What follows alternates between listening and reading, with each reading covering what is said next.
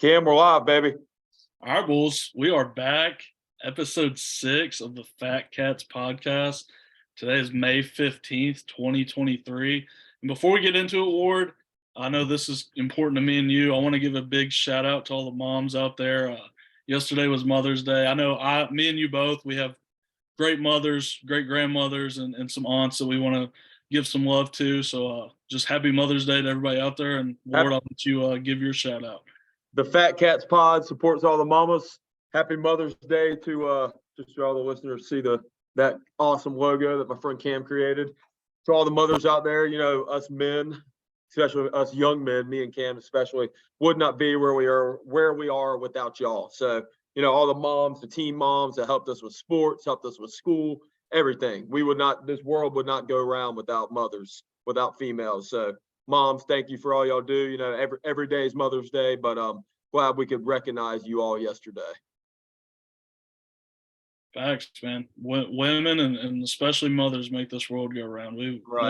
No man would be the man he is without his mama. But and then speaking of women, I want to give a big shout out to Cam's sister. Caroline graduated from the University of North Carolina at Chapel Hill yesterday.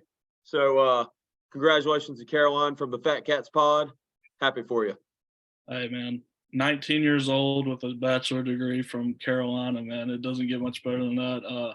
I'm extremely proud of her. I'd never say that to her face, so hopefully she listens to that podcast. But and you've got a big day coming up. Ward's girlfriend Madison with the birthday today. My old lady is 23 today, so a lot of big days coming up. But Madison, happy birthday! You know, but all the Fat Katz pod supporters, you know, we're all for you. Happy birthday! Can't wait to celebrate. And yeah, Cam, let's hop into it, my friend. Yeah, before we get started, remember everybody, you can find us on Spotify and YouTube. Just type in the Fat Katz podcast, and on Instagram and TikTok at Fat Katz Pod. That's KATZ. Today we'll be covering a little bit of NFL, a little bit of college football, a lot of NBA is on the docket, and a little bit of college basketball, touch UFC, touch of hockey, and then we'll get into full plate empty stomach and a new thing that you came up with, which is our pet peeve of the week. Pet peeve of the week, baby. That's all Ward. So that's what we got today, and just kind of get into it. Cam, Ward, I think we can do a little hint. What's this one? The Dan Snyder, Ja Morant pod. Yeah, basically. I was about to set you up. I was about to throw you off. Dan Snyder. I mean, it's just a matter of when is going to sell the Washington Commanders award. I know you're going to have a lot to say on this. Well, I tell you what, Cam. You be CP3, man. I'm Blake Griffin. Let's go ahead and throw me the lob. We'll go 2013 Lob City. I'll just hop right into it. Dan Snyder, the worst owner in all of professional sports history. Finally, I didn't think this day would ever come. I usually try not to get into all the ownership stuff because it doesn't affect me directly, but he finally sells the team. He sold the team to Josh Harrison Group. There's a bunch of people a part of it, but the two big names is Josh Harris and Magic Johnson. Magic Johnson, his name's getting thrown around. He's like a 2% owner of the team, but you know he is a partial owner of the Dodgers as well. But Josh Harris, a little bit of background about him. Cam, didn't know if you knew this or not, but Josh Harris actually is the owner of the 76ers and the New Jersey Devils. When he took over those two franchises, they were both at the bottom, and they were both playing in high-level playoff games this year. So not going to jinx anything. Hopefully Washington's playing in some high-level playoff games here soon. But, you know, a little bit going on Dan Snyder. I know everybody's seen stuff about Dan Snyder in the news and all that. I'll go ahead and hop right in. Dan Snyder is single-handedly responsible for driving away one of the biggest historical fan bases in the National Football League. I know me and Cam have touched on it both multiple times, but especially here in North Carolina, before the Panthers were here, everybody was Redskins fans. I know this is kind of an opinionated thing too. When you talk about NFL fan bases, I think back in the day, even now, I mean, I don't know about now with the Redskins, but Steelers, Cowboys, Redskins were the three biggest fan bases in the NFL. You could argue a couple other teams, Giants maybe, but they were up there. And, you know, Dan Snyder, he came in 1999, and he's responsible for driving away that fan base. Some other things about Dan Snyder. I'm just going to give some statistics on this guy. So he came in 1999. Cam, I was born in 99. You were 2000, right? Yeah. 2000. So, and I'm just going to come in. So since we were born and Dan Snyder came in, these are some of the stats he has. He has one playoff win in 23, 24 years. He has had 26 starting quarterbacks under his realm. He has had 10 head coaches, 2 interim head coaches, 3 team names. Like I said earlier, 1 playoff win, and he has had 5 winning seasons and 5 playoff appearances. You want to name some of the coaches that Dan Snyder has had under him? Okay, I'll hop right into it. Kyle Shanahan, the head coach for the 49ers, been to a Super Bowl. Sean McVay, Super Bowl winner from the Los Angeles Rams. Matt LaFleur, he has not been to a Super Bowl yet. Well, actually, no, that's got rid of Rodgers. I don't think he's going to go to one. But yeah, that's some statistics about Dan Snyder. And another thing about Dan Snyder too is he is single-handedly is the owner of FedEx Field. FedEx Field, according to PFF Pro Football Focus, is the worst-rated stadium in the NFL, and the Washington Redskins Commanders football team also have the worst-rated facilities in the NFL. And one more thing about Dan Snyder, and I'm just going to go ahead and get off of it. If this tells you anything about him as a man and as a person, after he sold the team, he's going around bragging about how much he bought it for versus how much he sold it for, how much money he made. Now, we'll give it to him. I think it sold for around $6.5 billion, and he bought it for less than $1 billion. So, yeah, I'm done with Dan Snyder. Screw that guy. Kick rocks. Don't let the door hit you in the ass on the way out. But, yeah, I'm done with that, dude. Hopefully we can be good now. It's a joke in the AFC North, maybe being a Steelers fan, that 50% of Ravens fans are because of Dan Snyder. Yeah. Literally. He's single-handedly killed that franchise almost. I don't have as much to say about you, but watching it for 22, 23 years, it's been a rough life for you, I'm sure. And like I touched on it earlier, man, like I don't even get into ownership stuff much. I mean, it doesn't affect me. I care about the players and I care about the coaches. It's just like since I've been a Washington fan since I was probably 10 years old, there's always been a black cloud over top of the organization. We can't get big players. We can't sign big coaches. Like people don't want to come here because of this guy. Like there's always something going on in the media, sexual assault allegations or him not paying players. It's just tax fraud. It's just always something, man. But glad it's over. Glad we can just go ahead and never talk about this guy again, put it in the realm and just move forward. Well, talking about moving forward, the NFL schedules came out last week. I'm going to let you go first since we're already on the Commanders. Give me your just highlights of the schedule, record prediction, all that stuff. So we got 2 primetime games this year, which I'm happy about. Week 5, we have 1 primetime game this year. Week 5, we play the Bears on Thursday Night Football. We'll see how that one goes. We also have, we have 2 primetime games. On Thanksgiving, they gave us a Cowboys slot this year, which is going to be 4:30. It's going to be huge. Whole country's going to watch. Hopefully we don't get our asses beat. But yeah, and then we play another big highlight of our we have the NFC East, and then another big highlight. We play the Jets this year in New York on Christmas Eve, which will be pretty neat. But I'm gonna be honest, I'm not gonna hop too far into our schedule. Nobody knows what this team is going to do. We have the offensive weapons. We have the defensive weapons. We were the number 4 statistically ranked defense last year. We added a ton of weapons in the draft, but we don't have a quarterback. I mean, we have Sam Howell. There's a lot of question marks behind him. He has a ceiling up here and he has a floor up here. So we'll see. But Cam, to be honest, I think our floor, the lowest record that I think we will have is 6-11. I think that's our floor. And I think our ceiling is 11-6. I think those are that comparison is where we're going to be. If you ask me honestly what I think we're going to be, I have us around 8-9. I always say 1 game under 500. That's what we always finish. So yeah, that's Cam. Long story short, 8-9, man. Never go wrong with that. I like it. The Commanders have made 1 playoff run in the past couple of years with Taylor Heineke. That division's always a crapshoot to me. You'll think a team's out of it by week 3, and then you'll look up 2 weeks before the playoffs. Oh, you never know. They're fighting for a wild card spot. So, I like that prediction. With that division, you never really know. And you're 6-11 to 11-6. I completely agree with it. Moving on to the Steelers a little bit, we got a pretty favorable schedule here. We have a Monday night both of our Monday night games are followed up by 8 o'clock games on Sunday, so they're kind of helping us out with those short weeks.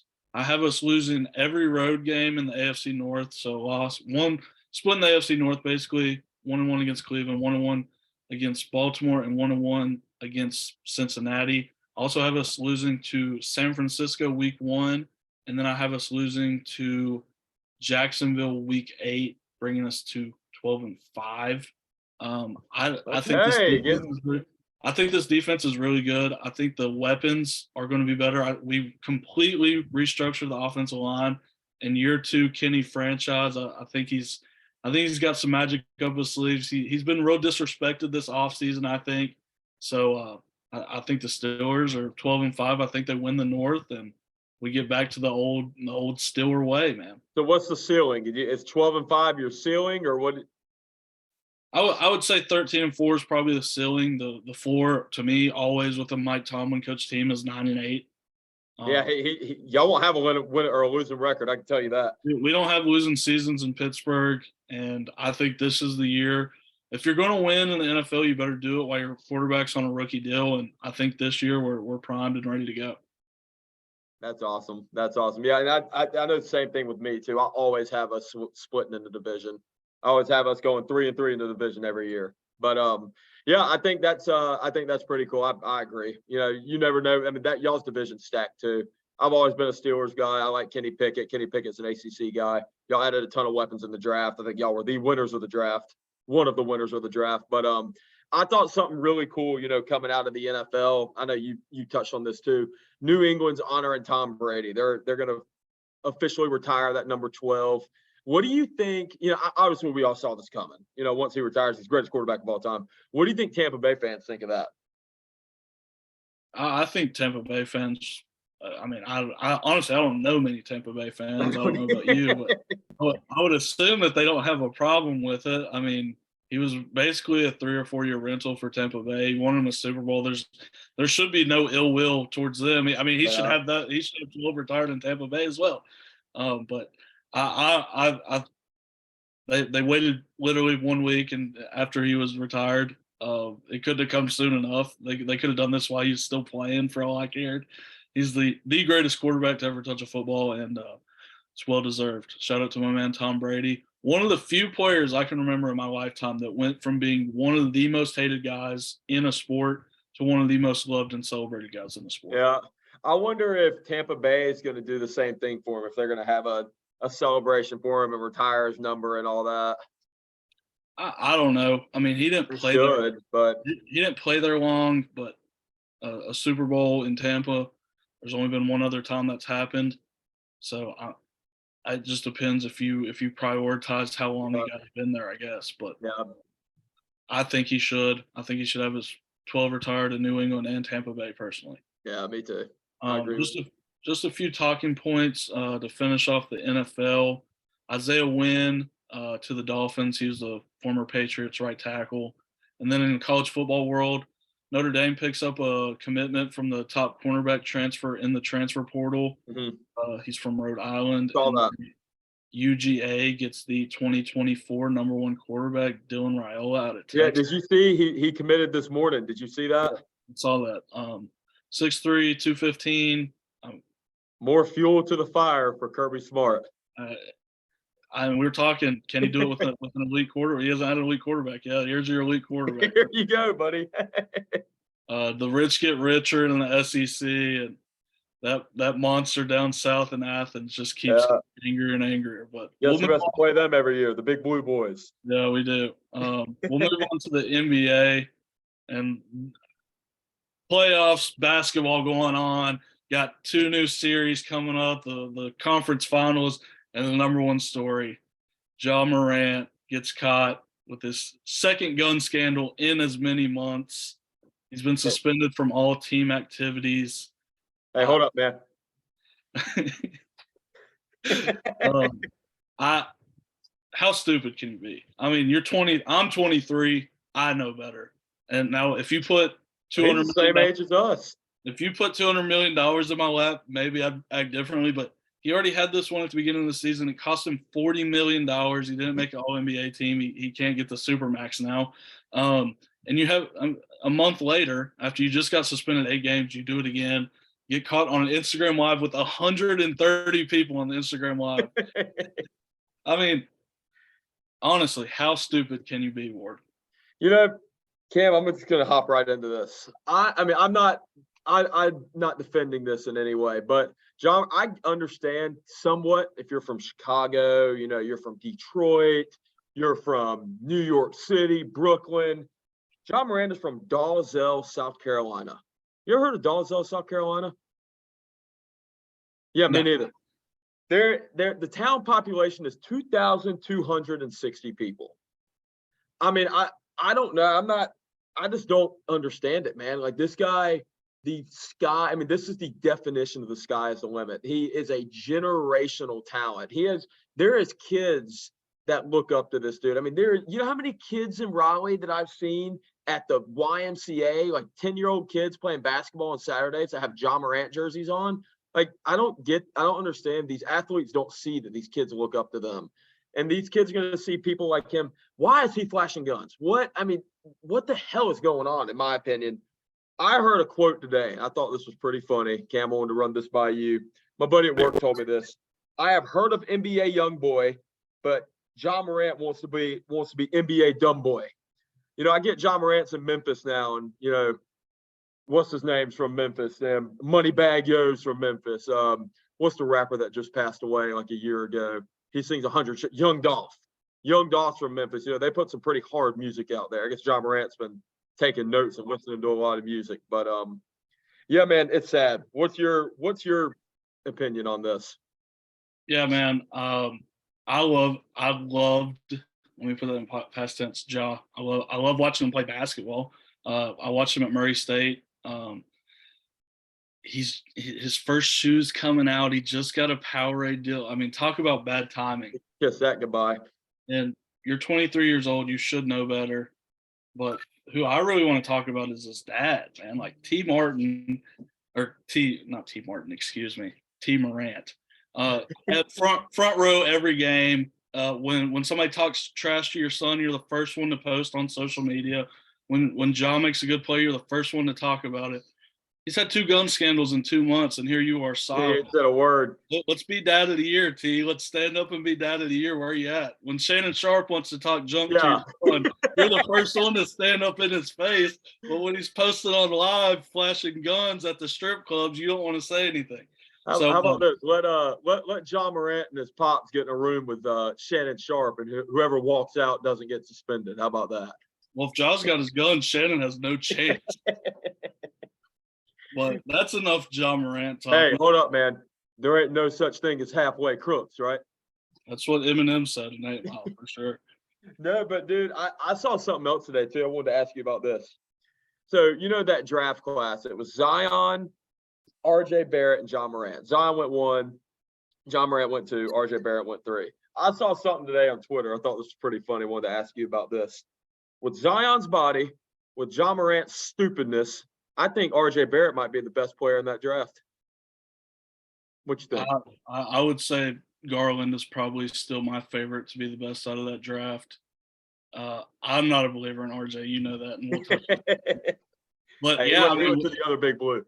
But with the injuries to Zion and Ja Morant apparently just not being a smart cat, it's possible. I mean, anybody but those two right now are looking like they're going to have the best careers. So I don't know about the RJ thing, but I see what you're saying for sure.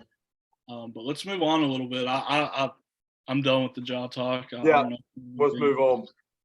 So in the playoffs, Lakers close out the Warriors in 6. Like show 122-101. Braun with a LeBron game, 39-9. Anthony Davis was 17-20, and Austin Reeves with 23. The first question I have about this series is the Warriors dynasty over, Ward? I don't know if you can say that. You know, the Warriors have won 4 out of the last, or they've been in the NBA Finals 4 out of the last 6 years. They've lost, and people have said this, they've lost in the playoffs. This is dynasty over, da-da-da-da-da.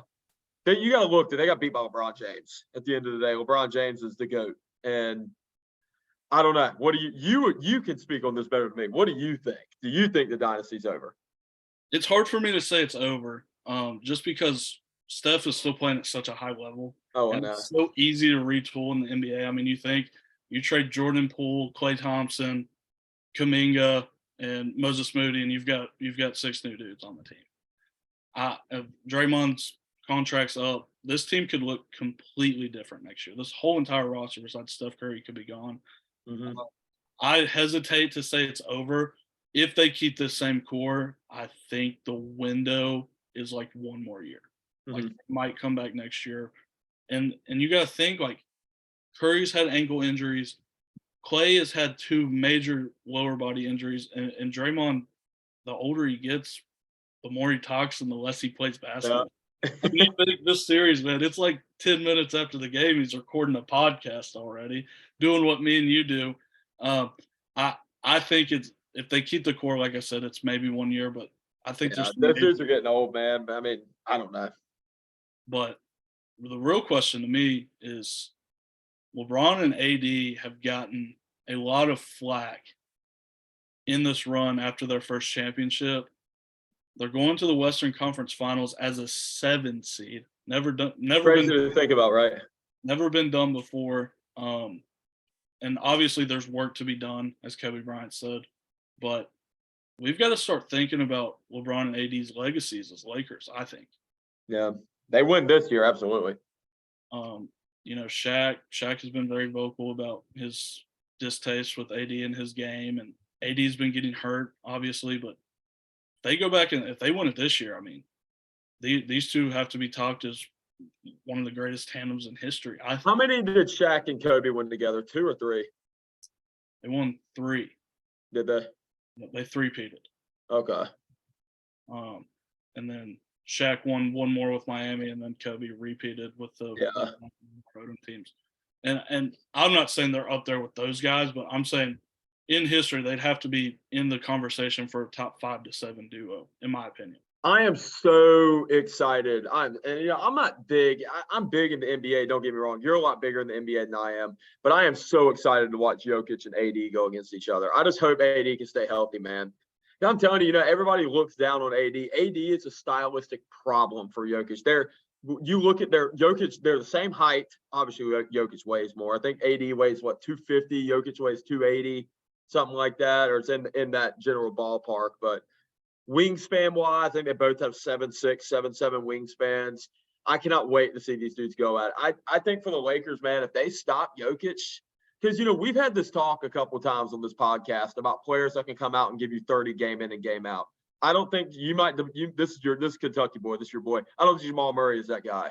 Jokic is, but I don't think Jamal Murray is. And if AD can come out and play healthy, play stern, and stop Jokic and slow him down, make him have 20 points a game rather than 35. I don't know, man.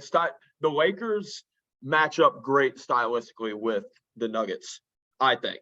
I agree with you. I think AD and Jokic is about as close of a wash as you can get. Yeah. If you look at that matchup historically, when both are healthy, it's basically both guys getting 20 and 10 with Jokic 6-7 assists, obviously. I don't think there's a player that can match up with LeBron in this series. I also think that you'll see the Lakers run a lot of high pick and roll with Anthony Davis and LeBron. I hope he stays healthy, man. Yeah, I mean, that's always. Who are you pulling for? I'm pulling for the Lakers. I am too, dude. I'm a LeBron guy. I think LeBron's the greatest player to ever touch a basketball. Me too. And Cam, I didn't tell you about this bet. I have a bet with all my boys at work. If the Lakers win, I made this 2 months ago, way before the playoffs started. I'm a big Austin Reeves guy. I know me and you have talked about why I love Austin Reeves. Dude's a shooter, man. He's a baller. But anyway, if the Lakers win the Western Conference, I have to buy an Austin Reeves jersey. So go ahead. The classic Hillbilly Kobe jersey. You don't see around. Hillbilly Kobe, man. That is hilarious. Before we dive too much into the Lakers Denver, let's talk about Denver closing out the Suns in 6. It was a 125-100 final score. Jokic finished with 32, 10, and 12.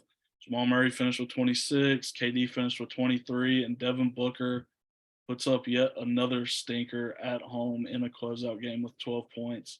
This is the second year in the row for the Suns. You know, you have a kind of out of shape European cat come into your home building and beat you by 5. You know what they say, when the lights shine bright, who can play? Yep. Suns coach Monty Williams fired just a day after the game, and it raises concern. Like, if you're the Suns, what do you do going forward? You've got an old Chris Paul who's not under contract. You bring Chris Paul back. You've got DeAndre Ayton, who half the season doesn't look like he wants to play basketball. You bring that guy back, and then you've got to think this team was 4 deep. Like, from 5 to 15 were guys that couldn't really play NBA basketball to me. So those are concerns going forward. And Ward, I'd like to hear what you got to say about that. I thought it was a mistake for them to fire Monty Williams. Though, I mean, this guy was coach of the year 2 years ago, man. They went to the finals 2 years ago, or it might have been 3 years ago. When was it they went to the finals? Yeah, it was 2021, the year the Bucks. Yeah. Well, anyway, I mean, he was the coach of the year and they went to the finals, man. I mean, you know, I get they had the talent they have. I get they were throwing KD, but you look at some of the superstars that KD's played with, man, it's like oil and water, man. He doesn't match well he doesn't play well with other superstars. And, you know, you can't develop a chemistry in 2 months while you're there playing with a team. But I don't know. I thought they jumped the gun a little early firing him too. And my question is, you know, you can say you want to jump gun and fire somebody, but who are you going to replace him with? I don't know what the Suns are going to do, honestly. I mean, they have the talent. Maybe it is the coach too. I have no idea.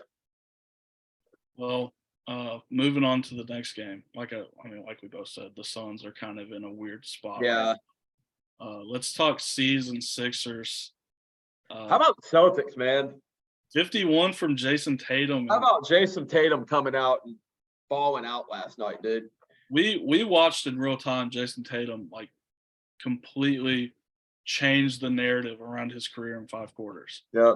He was looked at as a guy who like doesn't really show up in playoff series, isn't the guy you want with the ball in his hand down. And he comes in the 4th quarter of game 6 and wins him that game, and then he has 51 this game.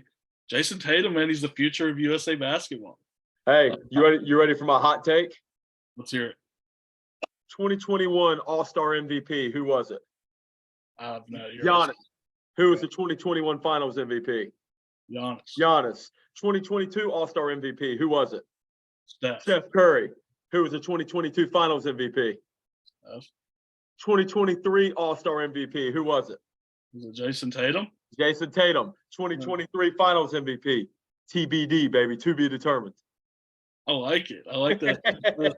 Look, reading the tea leaves, one big word there. Hey, I credit that with a TikTok, man. I was in the bathroom looking at TikTok earlier, you know, just killing time, and saw that one. I said, yeah, that's going to be good for the Fat Katz pod. Gotcha. Well, what I really want to talk about from this series is the Sixers, man. Like, Harden shows up game 7 and has 9 points. That's awful. He's not getting paid. That 38 mil we talked about, yeah, you can kiss that goodbye. Embiid comes back with 15 and 8 from your MVP, and we've been talking about it all playoffs. The concern of these two, like, their offensive games change in the playoffs, and to me, like Embiid, like you're talked about, like this great center, you're the MVP. You talk about you're the best player in the league, dude. You have played with Jimmy Butler. You've played with James Harden. You've played with Ben Simmons, who was an all-NBA player when he played for you. Yeah. You played with Tobias Harris, who was an all-star before he got to Philly. You've played with Al Horford, who was an all-star before he got to Philly, and you have nothing to show for it. You haven't even made it to the conference finals, Joe.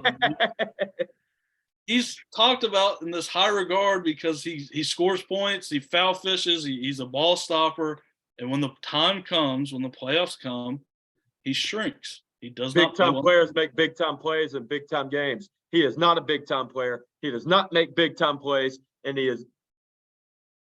Yeah, you know what I mean, man. I messed that one up. You know what I mean. Joe, I mean, he's a great player. Don't get me wrong, but like we've had this conversation with Giannis, but Giannis got better every year. Giannis, every year in the playoffs, made a step forward, and then ultimately won a championship. This guy has been getting bounced in the second round since the process started, bro. I can't. Process.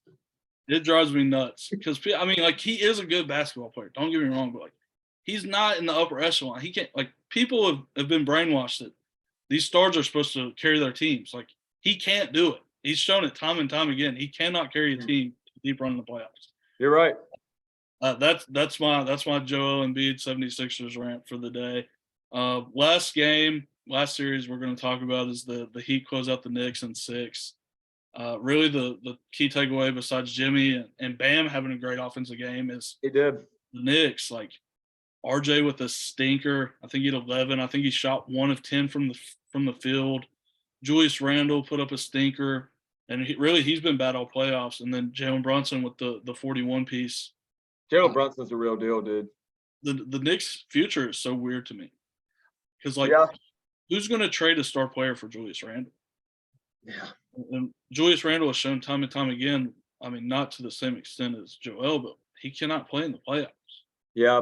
I will say that for the Knicks, Cam, I'm sorry to cut you off, but I take my hats off to the Knicks. The Knicks have done, when you look at them in the past 10 years, they've done nothing. They haven't even won a playoff series. And this year they come in, they make a little bit of a run, they make some noise. But so I give credit where credit's due. They have a lot of work to do if they ever want to get over that hump. But I don't know. I take my hat off to them. Just real quick, do you believe in the Heat going against the Sixers next series?